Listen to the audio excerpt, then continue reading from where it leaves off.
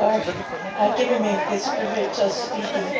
As I mentioned to Taco, I'm the youngest child, so I don't know very much about the older people. But she wanted me to share a little bit about Tutumoki.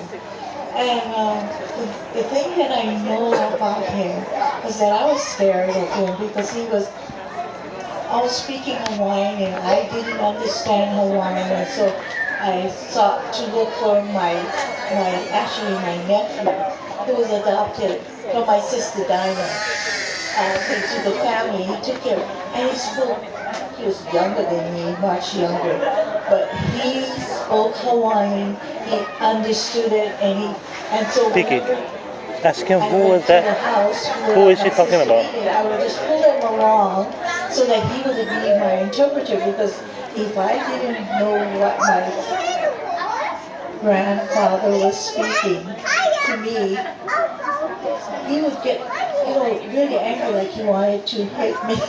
And so I would just run away and not. And so I really didn't know much about him, I wonder who that. except he was a farmer.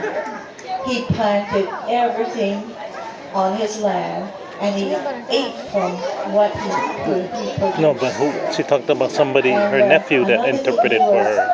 kahuna lapa'au. He was knowledgeable in the plants for medicinal purposes.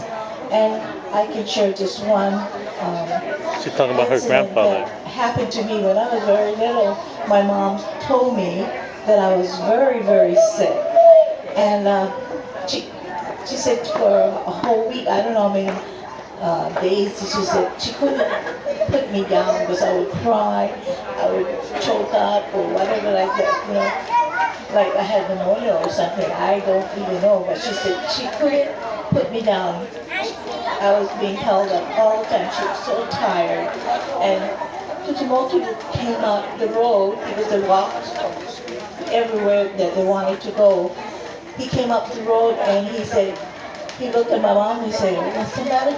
You know, what's the matter?" And she said, "I don't know, my baby is sick."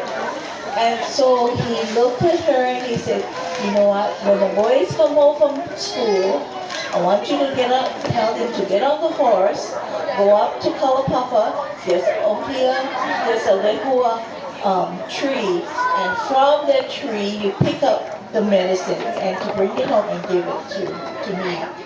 And and my mom always did it in 5 counters, and I didn't know what that meant, but that was what she told me. And she gave me the medicine. After I took the medicine, and Hawaiians, when you give the baby, they chew on it, and the next morning they give it to you by mouth, just like the birds, They give it by mouth. And she You know, gave it to me. She would tell that's me, how "No, I you would don't." feed you. I chew the food and then No, put I it in there. just didn't want it because it was horrible. But that was the way Make it soft. she gave it to me. But she said, after I took that, Like a Hawaiian. she said, we both fell asleep. I fell asleep, she fell asleep, and she said that was the medicine that Tutumoki gave her for me. So, I never learned until just recently when I had my own illness that this one person that lives me, she said, the worst thing she thought that was bothering me was that I had lung problems. I said, I don't remember having lung problems. She said, well, do you have difficulty sleeping? I said, well, no, but I do have. I said, I have 12 pillows. I sleep with 12 pillows. I put in the back and cup. I said, and she said, that's why, it's your lungs. And so I relate that to the only time I had any kind of lung problems is when I was little. And so that's the model I share with you that my mom told me about my grandfather. Okay, who was the nephew that went with you that could translate for you with Tutumoki? Oh, that was George Lua. Opio, we used to go. He was the youngest. So that was my sister Dinah, who was my oldest sister, her son. That was her son, and we call him Opio because he was the youngest. Is he still alive? Huh? Is he still alive? No, he died. Yeah. Right after 2000, Our family our reunion. reunion was 2002. 2002. Yeah, that's when he died. But this is okay. Now I